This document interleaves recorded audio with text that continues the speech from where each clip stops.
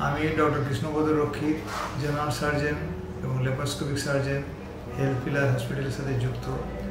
আজ আমি আপনাদের কাছে একটা ইম্পর্টেন্ট রোগ নিয়ে আলোচনা করব। সেটা হচ্ছে থাইরয়েডের বিভিন্ন রকম রোগ। থাইরয়েডে দু-তিন রকমের রোগ হয়। একটা থাইরয়েড বেড়ে যেতে পারে, যেটাকে আমরা বলি হাইপার থাইরয়েডিজম। আবার থাইরয়েড হরমোন যদি কমে যায়, সেটা হাইপোথাইরয়েডিজম বলে। এই দুটো হলেই আমাদের বিভিন্ন রকম অসুবিধা আসে।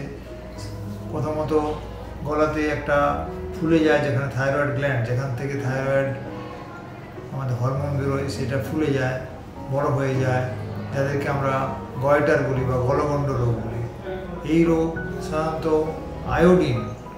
আয়োডিনের অভাবে হয়।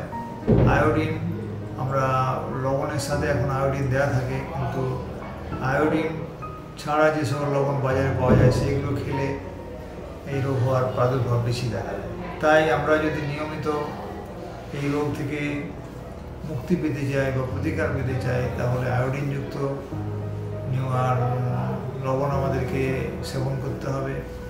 এছাড়া নিয়মিত থাইরয়েড হরমোন টেস্ট করে তার চিকিৎসা করাতে হবে। বেশি বড় হয়ে গেলে টিউমার, অনেক সময় ক্যান্সার হয়ে যায়। তাই এই রোগ যাতে প্রথমেই ধরা পড়লে আপনাদের ডাক্তারের পরামর্শ নেবেন। আর খাবারের দিক দিয়ে কিছু কিছু খাবার, যেমন বাঁধাকপি, ফুলকপি, সোয়াবিন, এই খাবারগুলো খেলেও অনেক সময় থাইরয়েডের এই রোগ দেখা দিতে পারে। তাই এই রোগ থেকে মুক্তি পেতে যেমন খাবারের নিয়মকানুন করে মেনে চলা উচিত, সেরকম হলে ডাক্তারের পরামর্শ নিয়ে চলুন। ভালো থাকুন, সুস্থ থাকুন। নমস্কার।